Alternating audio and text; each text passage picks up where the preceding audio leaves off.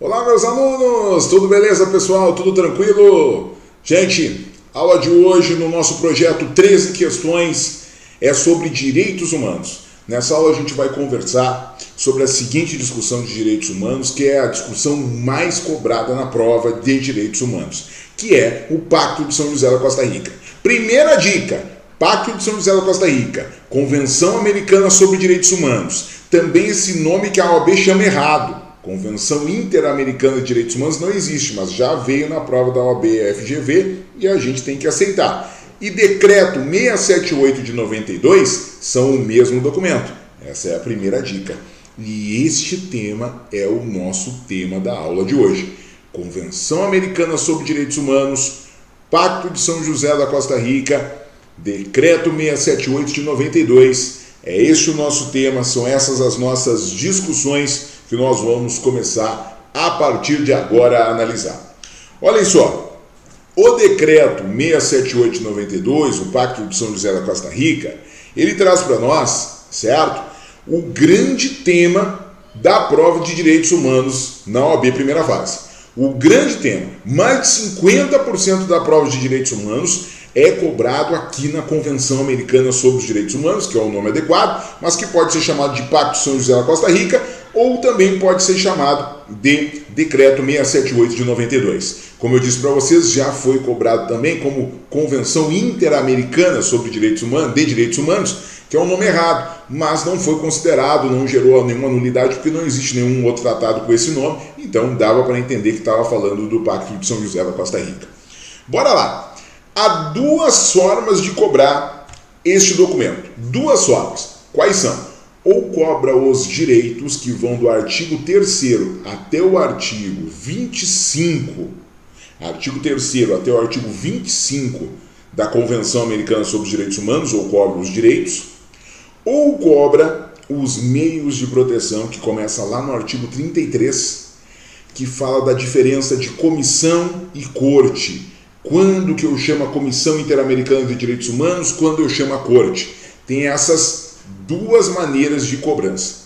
Nesta primeira aula a gente está trazendo a primeira maneira, que é o domínio dos direitos que estão no Pacto de São José da Costa Rica. Lembrando que os direitos que estão nesse texto do Pacto de São José da Costa Rica, da Convenção Americana sobre os Direitos Humanos, do Decreto 678 de 92, são direitos de...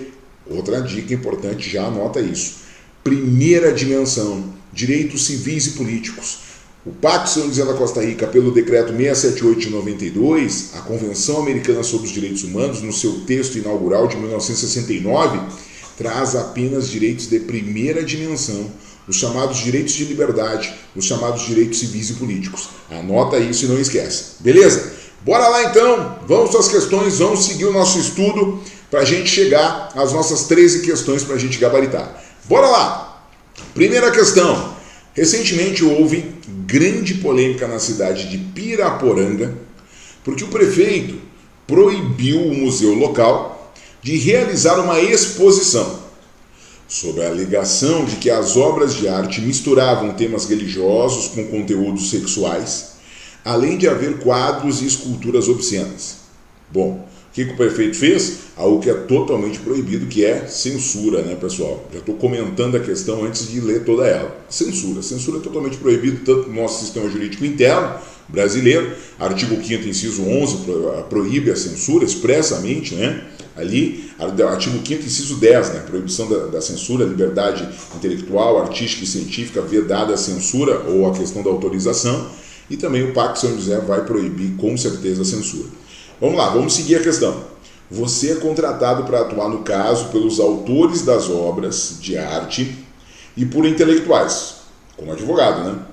Com base na Convenção Americana de Direitos Humanos e na Constituição de 1988, assinale a opção que apresenta o argumento que você, como advogado, deveria adotar. Letra A. A censura prévia por autoridades administrativas competentes, como mecanismo eficaz para assegurar o respeito à reputação de pessoas e como forma de garantir a moralidade pública, deve ser admitida. Qual é... Olha só, olha o absurdo dessa letra A. Olha, qualquer pessoa que tenha pensado, não precisa conhecer o Pacto de São José, mas pensar não vai marcar essa letra A. Por quê? Porque a gente está sendo contratado, a pergunta é assim, ó, você foi contratado como advogado dos autores das obras e dos intelectuais, que vão se contrapor a essa ordem do prefeito, porque foram eles que fizeram as obras.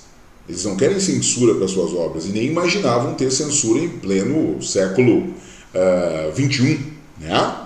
Então, letra A, qual é o argumento, né, que o advogado deveria adotar? Um advogado que vai cuidar dos interesses dos autores das obras e dos intelectuais. Esse argumento da letra A, vou pegar aqui de novo o argumento da letra A, vou pegar uma caneta aqui para ajudar vocês. A censura por autoridade administrativa competente como mecanismo eficaz, censura, para assegurar respeito à reputação de pessoas. Assegurar, né? Respeito à reputação de pessoas.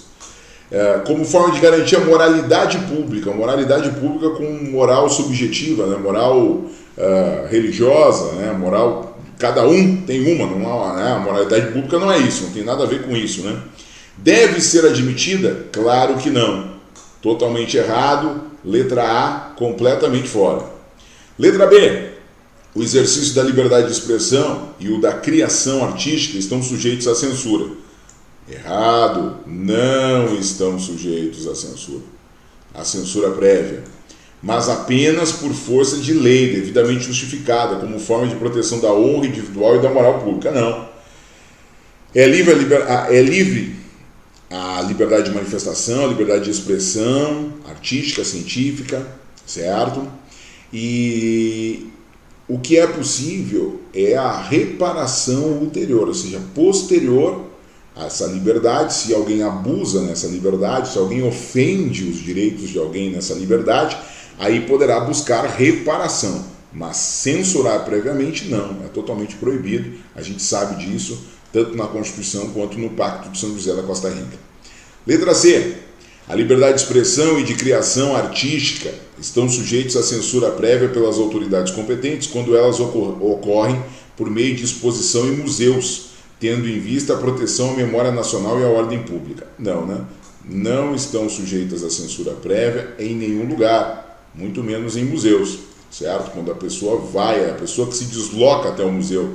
Se fosse ainda em televisão, internet, poderia gerar alguma dúvida, porque o conteúdo pode chegar até mim mesmo eu não indo. Mas agora no museu eu me desloco e quero eu assistir aquilo. Aquilo para mim é importante culturalmente, para outras pessoas pode não ser, aí a pessoa não vai, certo? Ela não fica brigando com aquilo, querendo censurar algo que ela pensa que é errado. Mas o que é errado para um pode ser que seja certo para outros. Então isso é algo totalmente subjetivo.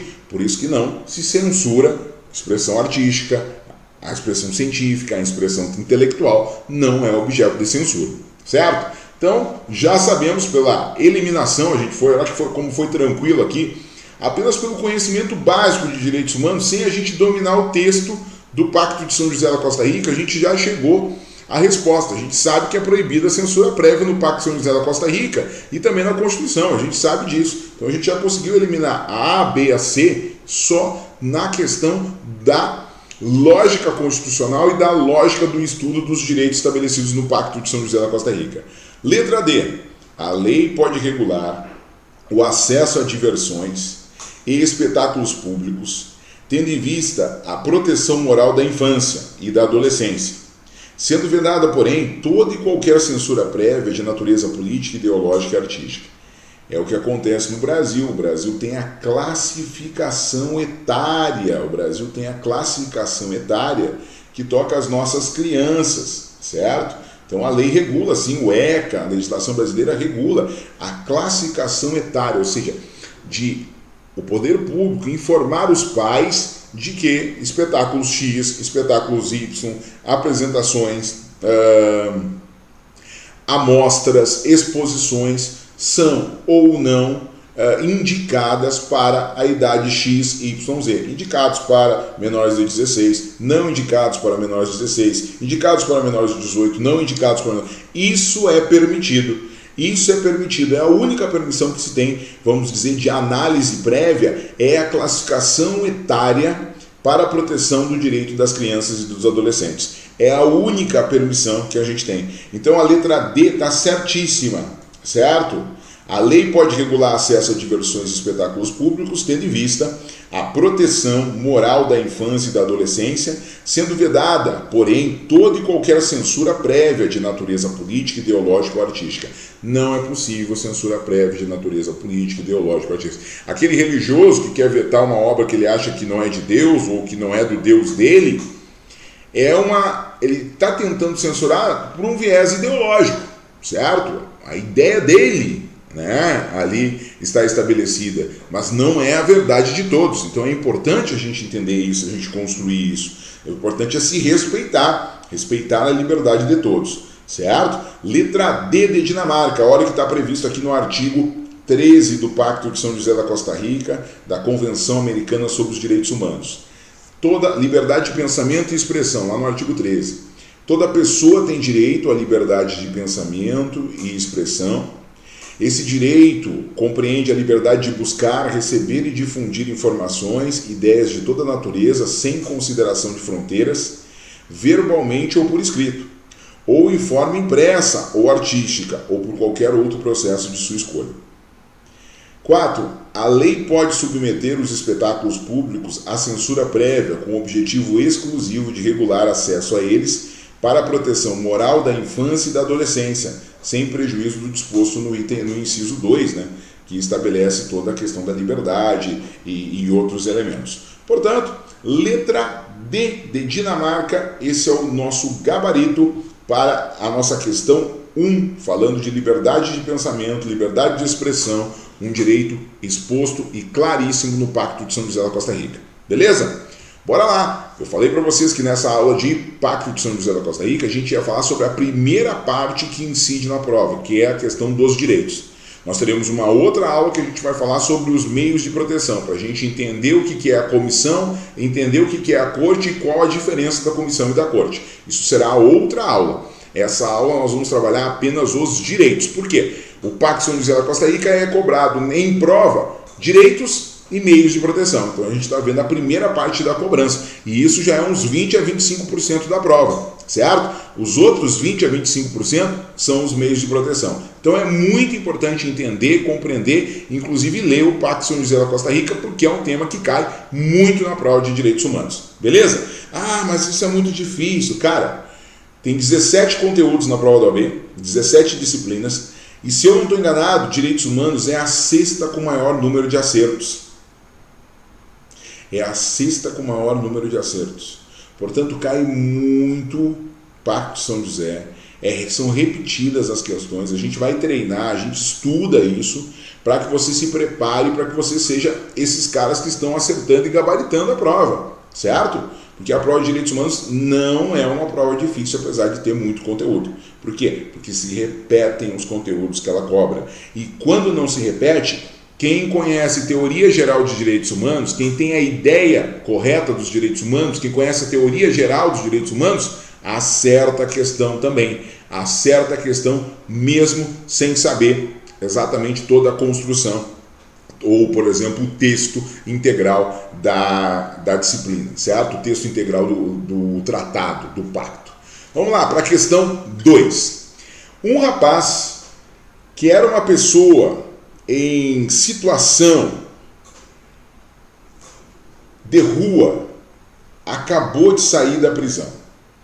Um rapaz que era uma pessoa em situação de rua acabou de sair da prisão. Ele fora condenado pelo crime de latrocínio e posteriormente a Defensoria Pública ajuizou a seu favor uma ação de revisão criminal, no qual ele foi absolvido por ausência de provas, caracterizando assim um erro judiciário. Nesse período, ele ficou 5 anos preso. Agora a família indaga se existe um direito de indenização em função de condenação por erro judiciário. Assinale a opção que apresenta a informação que você, na condição de advogado ou advogada, especializado ou especializada em direitos humanos, deve prestar à família com base na Convenção Americana sobre Direitos Humanos. Então, assinale a opção que apresenta a informação que você deve prestar na condição de advogado especializado em direitos humanos para a família. que é o caso do erro judiciário. Olha, ele ficou 5 anos preso por um erro judiciário. E a família indaga se existe algum direito de indenização em função, certo, do erro que ocorreu. Bom, quem conhece só a Constituição já sabe que há direito à indenização por erro judiciário, está lá no artigo 5º previsto isso. Mas a pergunta é dentro do Pacto São José da Costa Rica. E aí vamos ver as informações que estão ali disponíveis para a gente ver a mais adequada, certo? Vamos lá. Letra A. O direito à indenização está previsto na Convenção Americana sobre Direitos Humanos de forma geral, mas não há previsão expressa de indenização por erro judiciário. E aí está o erro, ó. Mas não há previsão expressa de indenização por erro judiciário. Portanto, essa é uma construção argumentativa que deve ser produzida no caso concreto. Está errado, porque há uma previsão expressa por erro judiciário. Beleza? Letra B. A indenização por erro judiciário não é uma matéria própria do campo de direitos humanos. Nossa! Não é uma matéria própria do campo de direitos humanos. Está fora isso. Imagina deixar alguém 5 anos preso. Não é uma matéria de direitos humanos, certo? Nem nenhum outro tratado, ok? Claro que é uma matéria própria de direitos humanos, de direitos fundamentais, está lá no artigo 5º e está na Convenção Americana sobre Direitos Humanos. Então aqui um erro crasso. Vejam que as perguntas, muitas vezes sabendo teoria geral, a ideia dos direitos humanos, como a gente estuda e como eu estou passando para vocês, vocês não precisam saber o texto de cor quando a pergunta é direito do Pacto de São José da Costa Rica. Precisa entender o que são direitos humanos, mas saber de cor não precisa. Olha só que interessante. Claro que se dominar o texto, saber os principais conteúdos que estão dentro do texto, você vai acertar mais rápido, ainda de forma mais tranquila. Mas não precisa, eu estou mostrando para vocês isso agora. Letra C. Letra C. A Convenção Americana sobre Direitos Humanos assegura o direito à indenização por erro judiciário, mas restringe aos erros que resultam da condenação na esfera civil. Claro que não, né, pessoal? Condenação por erro judiciário, a principal discussão, o principal elemento sempre, né, será a discussão envolvendo, deixa eu pegar aqui, minha caneta, aqui, a discussão envolvendo a esfera penal, né, esfera penal, discussão envolvendo a esfera penal, certo? Então, com certeza, errado aqui a letra C, tem aqui na letra C, deixa eu marcar aqui a letra C, errada a letra C, certo? E aí, letra D, a Convenção Americana sobre Direitos Humanos dispõe que toda pessoa tem direito de ser indenizada conforme a lei, no caso de haver sido condenado em sentença transitada em julgado por erro judiciário. Olha só, claríssimo, falando ainda de erro judiciário. Vamos lá ver onde é que está isso? Isso está no artigo 10 da Convenção Americana sobre Direitos Humanos, do Pacto São José da Costa Rica, que diz: o direito à indenização, toda pessoa tem direito de ser indenizada conforme a lei no caso de haver sido condenado em sentença passada de julgado por erro judiciário. Artigo 10, certo? Fala especificamente na questão do direito à indenização por erro judiciário. Portanto, o artigo 10 do Pacto São José da Costa Rica, nossa resposta, letra D de Dinamarca, e as outras a gente conseguiu eliminar sem saber do texto. E se a gente sabia do texto que existe esse direito, a gente já ia direto na D, sem precisar pensar as outras alternativas sobre direitos humanos, já ia direto na D, certo? D de Dinamarca, o nosso gabarito, beleza? Bora lá para a questão 3. Questão 3, nós vamos falar sobre a questão 3, nós vamos estruturar a questão 3, certo? E aí é importante a gente ter toda essa estrutura, toda essa construção da 3. Peraí que eu botei errado. Questão 3. No âmbito dos sistemas internacionais de proteção dos direitos humanos, existem hoje 3 sistemas regionais: africano, interamericano ou americano e europeu. Então, os 3 sistemas que a gente fala, que a gente trabalha, que a gente sempre diz. Existem semelhanças e diferenças entre esses sistemas. Assinale a opção que corretamente expressa uma grande diferença entre o sistema interamericano e o europeu. Então a pergunta já nos disse que ela quer falar de 2 sistemas, certo? De 2 sistemas, que é o sistema interamericano e o europeu. Qual é a diferença? Ó, assinale a diferença entre o interamericano e o europeu. Vamos lá. Bom, o interamericano, por exemplo, eu não consigo ser advogado de uma pessoa e levar o caso dessa pessoa direto para a corte interamericana. Na Corte Europeia, sim. A pessoa pode levar uma denúncia direto para a Corte Europeia. A pessoa não consegue levar uma denúncia direto para a Corte Interamericana, ela tem que levar primeiro para a comissão. Essa é uma das grandes diferenças, certo? Essa é uma das grandes diferenças. Vamos vendo as alternativas e vamos entendendo cada um dos sistemas, vamos vendo algumas características dos sistemas. Vamos lá. Letra A. O sistema europeu foi instituído a partir da Convenção para a Proteção dos Direitos do Homem e das Liberdades Fundamentais de 1950. Já está em pleno funcionamento. Já o sistema interamericano foi instituído pela Convenção Americana sobre Direitos Humanos em 1998. Primeiro erro, é 1969 que é assinado e a Convenção Americana entra em vigor em 1978. Então, primeiro erro. E ainda não está em pleno funcionamento. Está errado, está em pleno funcionamento sim. O sistema americano está em pleno funcionamento, certo? Esse não aqui está errado, o sistema americano funciona, tem a corte, tem a comissão, o Brasil já foi condenado diversas vezes pela corte, a comissão influencia em várias coisas, a comissão é importantíssima, por exemplo, para a criação da Lei Maria da Penha, então, com certeza, está funcionando em pleno. Olha o meu copinho aqui, ó. Beleza, nosso CESC, maior do Brasil, firme e forte para a nossa preparação da OAB. Vamos lá para B. Letra B. O sistema interamericano conta com a Comissão Interamericana de Direitos Humanos. Ok?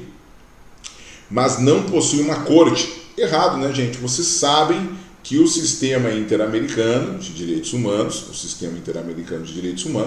possui corte, né? Possui corte. Tá? Já o sistema europeu possui um tribunal, mas não possui uma comissão, tá? Então, ó, errado aqui, o sistema interamericano de direitos humanos tem a comissão e tem corte, certo? Então, está dizendo que não possui uma corte, está errado. Letra C, o sistema europeu é baseado em um conselho de ministros e admite denúncias de violações de violação de direitos humanos que sejam feitas pelos Estados partes da Convenção. Olha aqui o erro, ó. Mas não, deixa eu pegar aqui, ó. Mas não admite petições individuais. Isso é o sistema interamericano, não é o sistema europeu. O sistema europeu admite denúncias individuais. O sistema interamericano não admite. O sistema europeu admite, acabei de falar para vocês, né? Já o sistema interamericano não possui conselho de ministros e admite petições individuais. Não possui mesmo conselho de ministros, mas o sistema, através da corte, não admite petições individuais. Mas a comissão, que faz parte do sistema, admite. Tá? Então, o grande erro mesmo é dizer que o sistema europeu não admite comunicações individuais e só comunicações de Estados-partes. Porque isso, na verdade, é a característica mais clara do sistema americano e não do sistema europeu. Então, esse é um ponto aqui. C está fora também errado. Então, a gente já eliminou A, B e C. Nossa resposta é a D. Vamos olhar. O sistema interamericano possui uma comissão e uma corte, tá certo? Para conhecer de assuntos relacionados ao cumprimento dos compromissos assumidos pelos Estados-partes na Convenção Americana sobre Direitos Humanos. Já o sistema europeu não possui uma comissão, com as mesmas funções que a Comissão Interamericana, mas um Tribunal Europeu de Direitos do Homem que é efetivo e permanente. Perfeito, não tem comissão mesmo, certo? Mas tem um Tribunal Europeu que é muito efetivo, que aceita denúncias individuais, ao contrário da nossa Corte Interamericana, que não aceita denúncias individuais. Portanto, está certíssimo. Letra D de Dinamarca é o nosso gabarito trazendo características de cada um desses sistemas. Fica atento às minhas redes sociais, porque eu vou falar de sistemas, eu vou diferenciar esses sistemas, certo? Mas aqui no treinamento, para acertar as 13 questões, a gente não precisa falar muito de outros sistemas a não ser o sistema americano. E a gente vai falando do sistema americano ao longo que vão aparecendo as questões para a gente treinar. Porque o objetivo aqui não é a gente aprender direitos humanos, mas sim a gente gabaritar as questões de direitos humanos. Por isso que o projeto é 13 questões e eu vou te dar as 13 questões que caem na prova, porque a gente vai treinar os assuntos mais cobrados e você com certeza vai ficar habilitado para acertar as 13 questões. 7 de Constitucional, 2 de Direitos Humanos, 2 de Direito Ambiental e 2 de Direito Internacional. Beleza? Tá gostando do projeto? Coloca lá, começa a assinar o nosso canal, certo? curte, dá o seu curtida lá, vai lá, dá o seu joinha aqui para nós no vídeo, beleza? Comenta aí a nossa publicação e também, cara, compartilha nos grupos, compartilha pra galera, com certeza, porque assim a gente cada vez vai aumentando essa corrente, beleza? Bora lá pra gente ir pra próxima questão 4, beleza? Já fez isso? Já deu seu joinha? Comenta aí, cara, não esquece aí, comenta aí, ajuda a gente, vamos fortalecer a firma aí, certo? E juntos a gente vai crescendo, quanto mais vocês participarem, mais conteúdo gratuito vem aqui no canal, com certeza, beleza? Essa é a nossa contrapartida, eu conto com vocês, com o apoio, com a troca de vocês, e vocês contam comigo pra gente estar juntinho, pra te levar à aprovação no exame de ordem, beleza? Bora lá, pessoal, vamos para a questão 4, que é a nossa última dessa aula. Você foi procurado como advogado por representantes de um centro de defesa de direitos humanos, que lhe informaram que o governador do estado, juntamente com o ministro da Justiça do país, estavam articulando a expulsão coletiva de um grupo de haitianos que vive legalmente na sua cidade. Na iminência de tal situação e sabendo que o Brasil é signatário da Convenção Americana sobre Direitos Humanos, ou seja, o Brasil assinou, o Brasil faz parte da Convenção Americana sobre Direitos Humanos, assinale a opção que indique em conformidade com essa convenção o argumento jurídico a ser usado. Para quê? Para você defender esse grupo de haitianos de uma expulsão coletiva, que é totalmente um preconceito, né? um ódio ao estrangeiro que é totalmente proibido. Vamos lá. Então a pergunta é, vocês entenderam como a prova de direitos humanos é prática, como ela pergunta questões bem práticas? Você, como advogado, sabendo da situação, certo? Assinar a opção que indica a conformidade com a convenção, qual é o argumento que você, como advogado de direitos humanos, vai utilizar para proteger esse grupo de haitianos que está legalmente na cidade e que as autoridades estão querendo expulsar de forma totalmente ilegal. Então vamos lá. Letra A. Um decreto do governador combinado a uma portaria do ministro da Justiça constitui fundamento jurídico suficiente para a expulsão coletiva, segundo a convenção...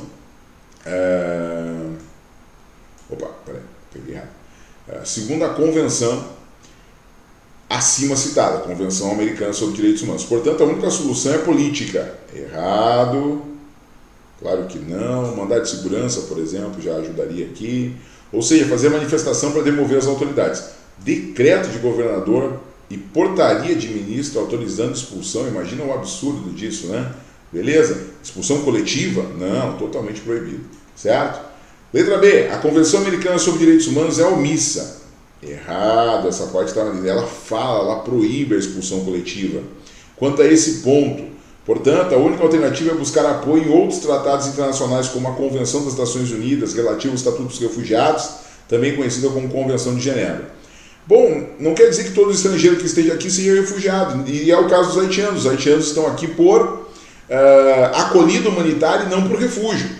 Então, está errado ali dizer que a Convenção Americana é omissa, esse é o grande erro, portanto, a letra B está errada também. Letra C, a expulsão coletiva de estrangeiros é permitida. Não é permitida. Segundo a Convenção Americana sobre os Direitos Humanos, apenas no caso daqueles que tenham tido condenação penal com trânsito em julgado, o que não foi o caso dos haitianos visados pelos propósitos do governador e do ministro, uma vez que eles vivem legalmente na cidade. Gente, não. Se é condenação penal, não é caso de expulsão. Se a pessoa foi condenada em outro país e veio para o Brasil pode enviá-la embora se o país onde ela cometeu o crime solicitar a extradição dela. E o Brasil pode expulsar estrangeiros que aqui tenham cometido crime. Mas não é o caso desses haitianos, certo? Então, esse é um elemento. E outra, não se permite expulsão coletiva sobre o risco de se estar cometendo o quê? Se está cometendo um outro holocausto, né? Uma outra caça a judeus ou então aos diferentes, certo? Então isso é uma discriminação, não se permite expulsão coletiva. Portanto, completamente errado aqui a letra C. E a letra D, portanto, vai ser a nossa resposta, porque A, B e C estão erradas. Letra D diz assim, ó, a pessoa que se acha legalmente no território de um estado tem o direito de circular nele e de nele residir, em conformidade com as disposições legais. Além disso, é proibida a expulsão coletiva. A gente vê isso inclusive na Constituição, né? Todos têm direito de circular, de ir e vir no Brasil de forma pacífica, certo? Sem armas. E, além disso, essa previsão do Pacto São José da Costa Rica de forma muito clara aqui, ó.